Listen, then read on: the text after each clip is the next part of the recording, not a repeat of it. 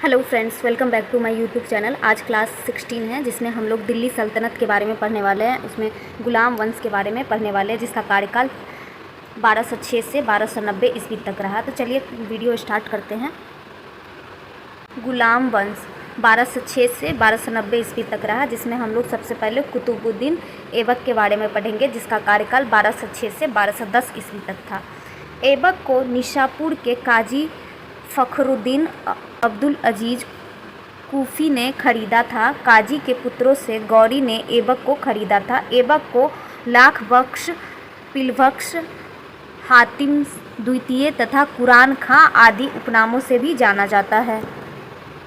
Pro Habibullah खां ने गुलाम वंश को ममलूक वंश की संज्ञा दी थी। दिल्ली सल्तनत के अधिकांश शासक इलवाड़ी तुर्क जाति के थे। कुतुब मीनार के निर्माण कार्य प्रारंभ कुतुबुद्दीन ऐबक ने किया था। इसे पूर्ण कराने का श्रेय इल्तुतमिश को दिया जाता है। इसकी ऊंचाई 240 फीट की है। अजमेर में स्थित 2.5 दिन का झोपड़ा का निर्माण कुतुबुद्दीन ऐबक ने कराया था। ये पॉइंट इंपॉर्टेंट है, ये क्वेश्चन हमेशा पूछे जाते हैं। 2.5 दिन का झोपड़ा किसने निर्माण करवाया था? तो कुतुबुद्दीन ऐबक ने निर्माण कराया था।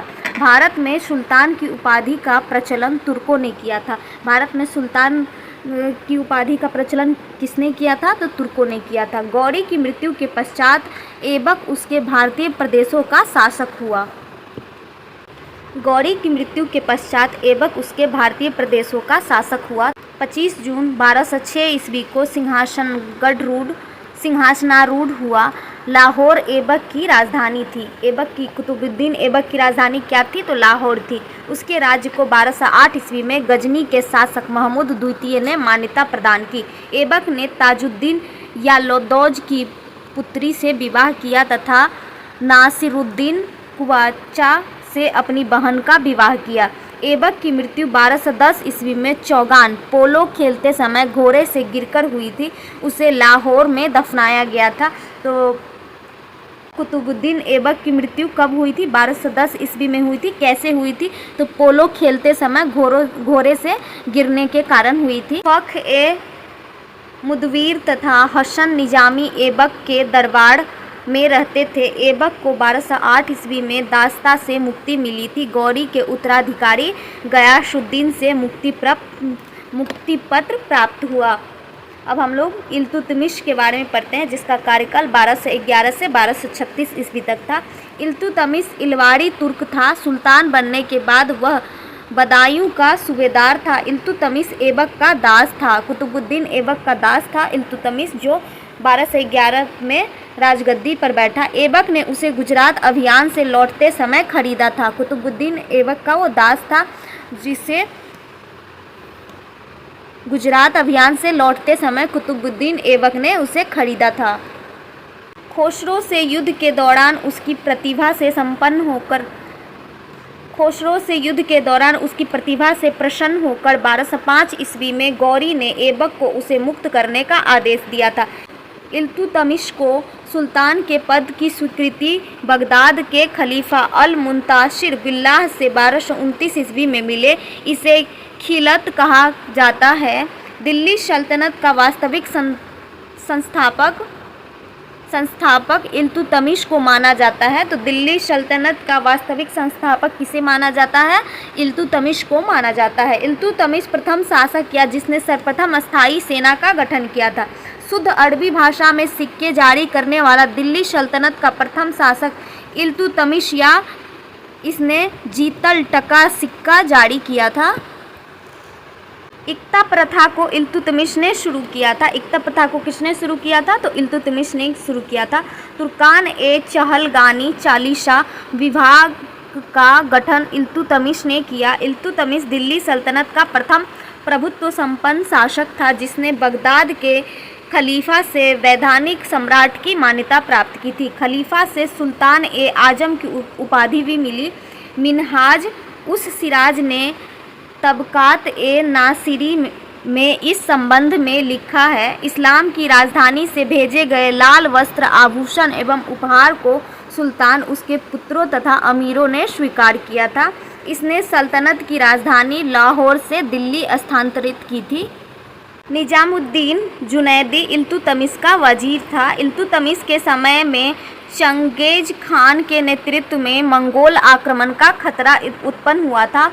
अवध में पिर्थू का विद्रोह इल्तुतमिश के काल में हुआ था। पिर्थू का विद्रोह किसके समय काल में हुआ था? तो इल्तुतमिश के समय काल में हुआ था। इल्तुतमिश के सैन्य अभियान कुबाचा से तराइन का तृतीय युद्ध जो कि 1215 ईस्वी में हुआ था। कुबाचा से संघर्ष 1217 और 1228 ईस्वी में हुआ था। रणथंभौर 1226 ईस्वी में हुआ था। चित्तौड़ का युद्ध कब हुआ था? तो 1227 ईस्वी में हुआ था। ग्वालियर का युद्ध 1231 ईस्वी में हुआ था। इल्तुतमिश का अंतिम सैन्य अभियान बामियान के विरुद्ध हुआ। बयाना पर आक्रमण करने जाते समय रास्ते में वह बीमार हो गया तथा 1236 ईस्वी में मृत्यु हो गई। इल्तुतमिश ने शुद्ध अरबी सिक्के चलाए थे। चांदी का टका जो कि 175 ग्रेन, तांबे का जीतल 22 से 33.5 ग्रेन तक है। सिक्कों पर टकसाल नाम का लिखने की परंपरा चलाई। मिस्र धातु के सिक्कों पर देवनागरी लिपि का प्रयोग हुआ है। इल्तुतमिश ने 1231 से 1232 ईस्वी में कुतुब मीनार का निर्माण कार्य पूरा करवाया था। तो कुतुब मीनार का निर्माण किसने करवाया है? तो इल्तुतमिश ने करवाया था। कब हुआ था? 1231 से 1232 में।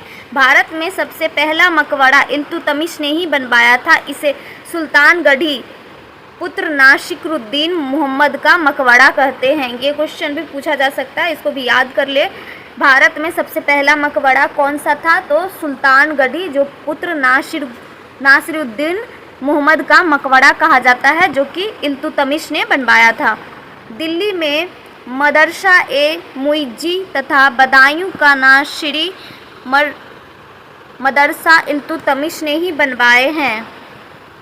आरपी त्रिपाठी के अनुसार भारत में मुस्लिम प्रभुसत्ता का वास्तविक प्रारंभ उसी से होता है। इल्तुतमिश ने कहा है, भारत अरब नहीं है, इसे दारुल इस्लाम में परिवर्तित करना व्यवहार रूप में संभव नहीं है। इल्तुतमिश के काल में प्रांतीय सेना को हस्म ए अतरक कहा जाता था। इल्तुतमिश के पुत्र बहराम शाह के समय में नायब ए ममालिकत के नए पद का सृजन किया गया। तुर्क सरदारों ने सुल्तान की शक्ति समिति करने के लिए इस पद का सृजन किया था। नायब के पद पर रहने वाला प्रथम व्यक्ति एतगिन था। इल्तुतमिश का मानक सिक्का टका था। तो इल्तुतमिश का मानक सिक्का क्या था? तो टका था। चांदी के टका का वजन 175 ग्रेन होता था। उसने मिश्रित धातु का एक सिक्का विलन चलाया जो चांदी तथा तांबे का मिश्रण था। एक अन्य सिक्का अदल 8 ग्रेन भी चलाया। इल्तुतमिश के तांबे तथा मिश्र धातु के सिक्के पर देवनागरी लिपि का प्रयोग किया गया है, चांदी के सिक्के पर नहीं। सिक्कों का एक ओर बगदाद के खलीफा अल मुंतसिर का नाम अंकित होता था। टका 48 जीतल, तांबा 192 दाम और दिरहम 490 के बराबर होता था। अब हम लोग रजिया सुल्तान के बारे में पढ़ते हैं, जिसका कार्यकाल 1236 से 1240 ईस्वी तक रहा। रजिया दिल्ली का जनता के सहयोग से सिंहासन पर बैठी थी। वह भारत की प्रथम मुस्लिम शासिका थी। ये क्वेश्चन हमेशा पूछे जाते हैं, इसलिए इस पॉइंट को याद कर ले कि सबसे पहले मुस्लिम शासिका कौन थी? तो वो रजिया सुल्तान थी। जमालुद्दीन याकूत एक अबिसीनियत मालिक था। रजिया ने उसे अमीरे आखुर का पद दिया था। कुछ लोग रजिया और याकूत के बीच प्रेम संबंधों का भी आरोप लगाते थे। रजिया बेगम का पतन का प्रमुख कारण उसका महिला होना है। नासिरुद्दीन महमूद 1246 से 1266 ईस्वी तक है। नासिरुद्दीन इल्तुतमिश का पौत्र था। वह 10 जून 1246 ईस्वी को दिल्ली का सुल्तान बना। इसने बलबन को उलुग खान की उपाधि दी तथा अमीरे हाजिब का पद दिया। उसके समय में बलबन नायब के पद पर भी रहा। ऐबक ने आराम से इल्तुतमिश को रोककर रजिया और बहरे अलाउद्दीन को नासिर की गद्दी पर बैठने का हुक्म दिया था। अब हम लोग गयासुद्दीन बलबन के बारे में पढ़ते हैं, जिसका कार्यकाल 1266 से 1286 ईस्वी तक रहा। बलबन का असली नाम बहाउद्दीन था। यह इल्तुतमिश का गुलाम तथा इल्बारी जनजाति का तुर्क था। 1249 ईस्वी में बलबन ने अपनी पुत्री का विवाह सुल्तान नसरुद्दीन से किया। इस अवसर पर उसे उलुग खान की उपाधि तथा नायब ए मामलिकात का पद हासिल हुआ था। दिल्ली सल्तनत का सबसे निरंकुश शासक बलबन था। सबसे निरंकुश शासक कौन था? तो बलबन था, जिसने अपने विरोधियों का दमन करने के लिए दृढ़ एवं सीमांत नीति का अनुसरण किया था। आयरन ऑफ ब्लड, लौह एवं रक्त की नीति का अनुसरण बलबन ने किया। आयरन ऑफ ब्लड नीति का अनुसरण किसने किया था? तो बलबन ने किया था। तुर्कान ए चहलगानी चालीसा विवाह का दमन बलबन ने किया। अमीर खुसरो व अमीर हसन बलबन के दरबारी कवि थे। अमीर खुसरो किसके दरबारी कवि थे? तो वो बलबन के दरबारी कवि थे। ये क्वेश्चन पूछा जाता है। अमीर खुसरो उत्तर प्रदेश का निवासी या यह निजामुद्दीन औलिया का शिष्य था। इसने सितार एवं कव्वाली का आविष्कार किया। इसे तूती ए हिंद कहा जाता है। भारत नवरोज उत्सव का प्रचलन बलबन ने किया। भारत नवरोज उत्सव का प्रचलन किसने किया? तो बलबन ने किया। बलबन ने स्वयं को अफ्रेशियाई वंश उच्च कुल का घोषित किया था। राजा पृथ्वी पर ईश्वर का प्रतिनिधि है। इस सिद्धांत का सर्वप्रथम प्रतिपादन बलबन ने किया। बलबन ने खलीफा की सत्ता को मान्यता दी तथा साथ ही उसका नाम सिक्कों पर खुदवाया। बलबन के समय में 1279 ईस्वी में बंगाल में तुगरिल खान ने विद्रोह किया था। मलिक मुकद्दर अली को तुगरिल का सिर काटने के उपलक्ष्य में तुगरिल कुश की उपाधि प्रदान की। सल्तनत काल में बलबन ने सर्वप्रथम दीवान ए अर्ज का गठन किया। उसकी अच्छी सैन्य व्यवस्था का श्रेय इमादुल मुल्क को जाता है। बलबन के बड़े पुत्र शहजादा मोहम्मद की मृत्यु मंगोलों से युद्ध के दौरान हुई थी। बलबन के बड़े पुत्र शहजादा की मृत्यु कैसे हुई थी? तो मंगोलों से युद्ध के दौरान हुई थी। अमीर खुसरो ने अपना दरबारी जीवन शहजादा मोहम्मद के समय में ही आरंभ किया था। बर्नी ने बलबन की वसाया का संकलन किया है। बलबन के समय में दिल्ली का कोतवाल मालिक फखरुद्दीन था। बलबन भारत का पहला शासक था जिसने जिले इलाही की उपाधि धारण की थी। जिले इलाही की सबसे पहले किसने उपाधि धारण की थी? तो बलबन ने धारण की थी। बलबन ने बदायूं के इक़्तिदार मलिक बकबक को जनता के सामने कोरों से पिटवाया था क्योंकि उसने एक दास को पीट कर मार डाला था। बलबन ने इक़्ताओं में भ्रष्टाचार को रोकने के लिए ख्वाजा नामक अधिकारी का नियुक्त की। इस कार्य राजस्व संबंधी प्रशासन था। अब हम लोग दिल्ली के सारे राजवंशों का समयकाल देखते हैं। पहले ऐबक था जिसका कार्यकाल 1206 से 1210 ईस्वी तक था। आराम शाह दूसरा, तीसरा इल्तुतमिश जो 1211 से 1236 तक थे।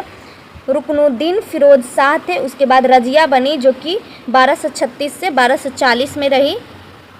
उसके बाद मुइजुद्दीन बड़माह शाह बने। उसके बाद अलाउद्दीन मसूद शाह बने। फिर नासिरुद्दीन महमूद बने जो 1246 से 1266 ईस्वी तक रहा।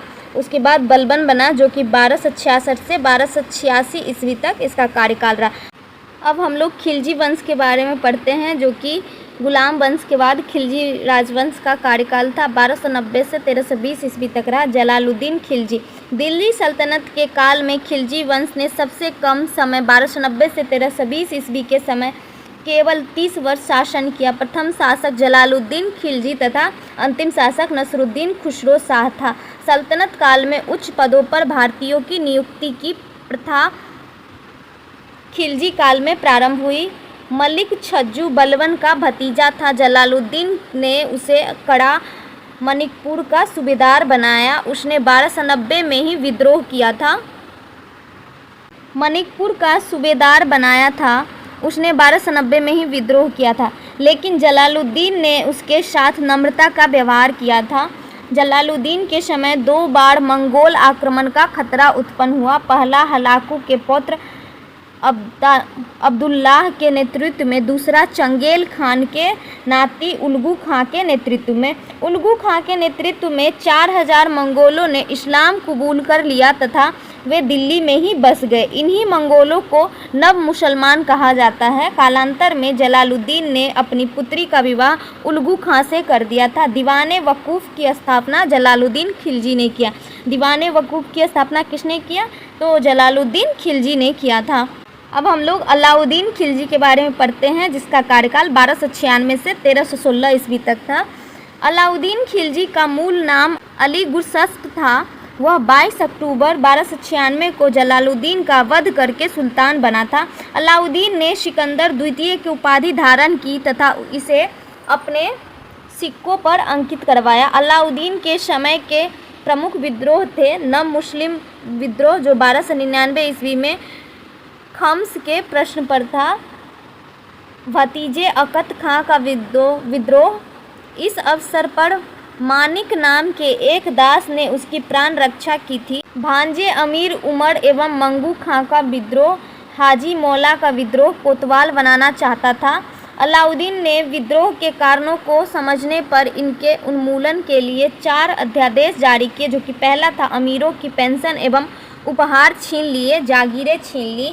दूसरा में वो गुप्तचर विभाग का गठन किया था। तीसरा में मद्य निषेध लागू किया और चौथा में अमीरों के पारस्परिक मेल मिलाप एवं वैवाहिक संबंधों को प्रतिबंधित कर दिया। मंगोलों के सर्वाधिक आक्रमण अलाउद्दीन के समय में हुए। जफर खां की मृत्यु मंगोलों के विरुद्ध अभियान के समय हो गई थी। नुसरत खां की मृत्यु रणथंभौर अभियान 1299 ईस्वी के दौरान हुई थी। अलाउद्दीन के 4 प्रमुख सेनापति जफर खां, उलगू खां, नुसरत खां और अलफ खां थे। अलाउद्दीन ने अपने विश्व का विजय अभियान को अपने प्रमुख सहयोगी अल्लाह उल मुल्क की सलाह पर त्याग दिया था। अलाउद्दीन विंध्याचल पर्वत पार करके दक्षिण भारत पर आक्रमण करने वाला पहला शासक था। तो पहला शासक कौन था जो दक्षिण भारत पर आक्रमण किया था? तो वो अलाउद्दीन खिलजी था।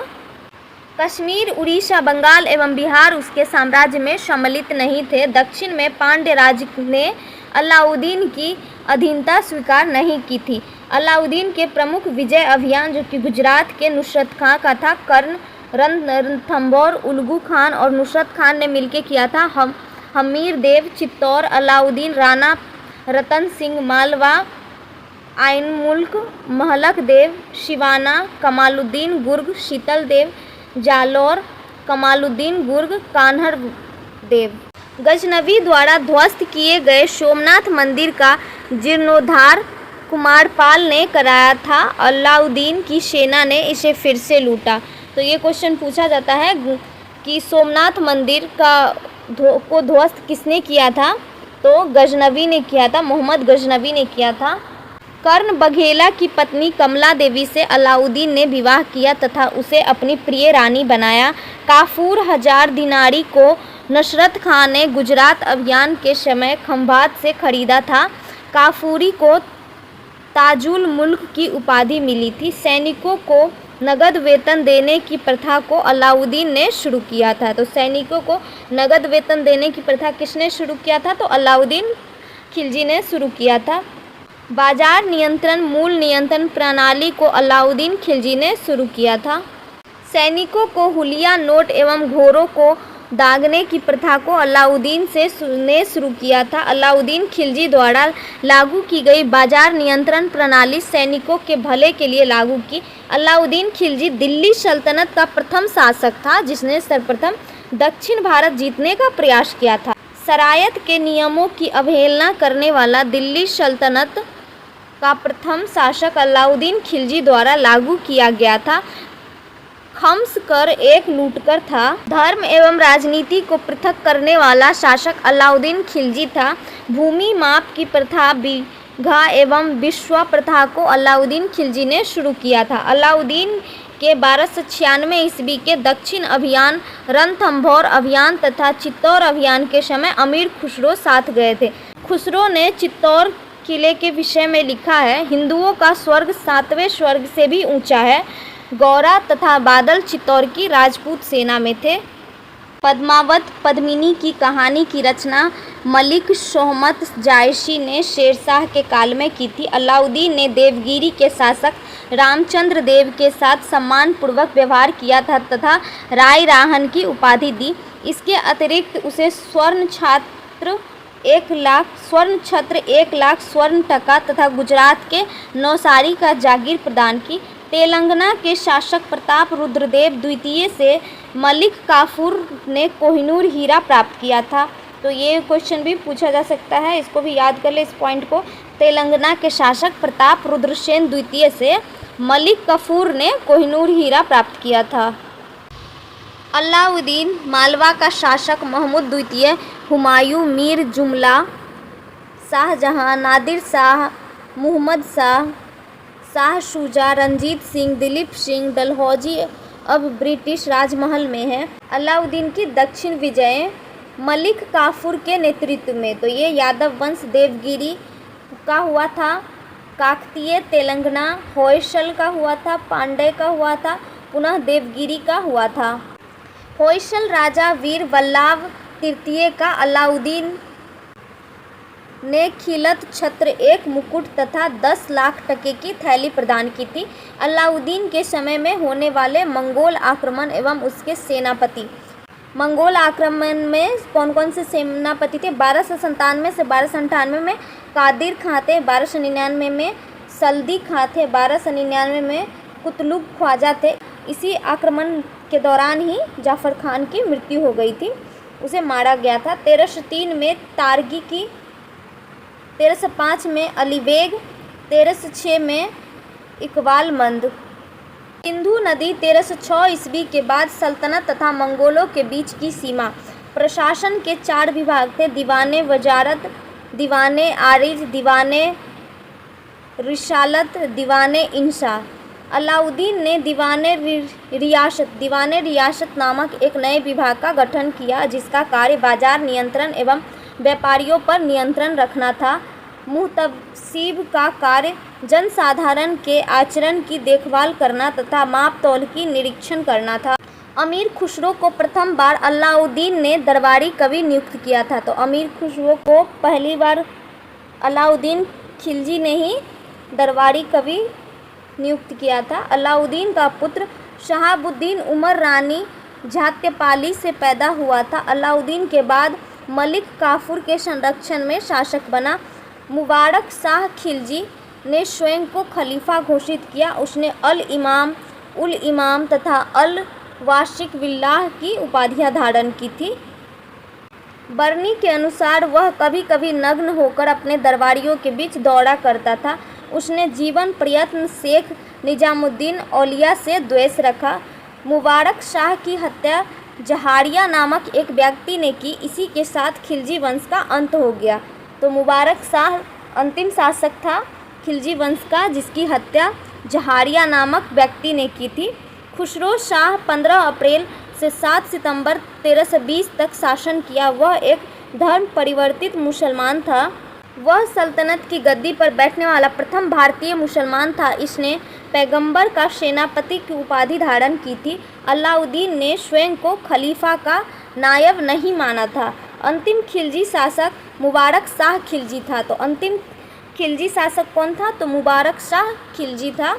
अलाउद्दीन के 3 पुत्र थे: खिज खां, शहाबुद्दीन उमर, मुबारक खान। शहाबुद्दीन उमर रानी झ्यापाली का पुत्र था।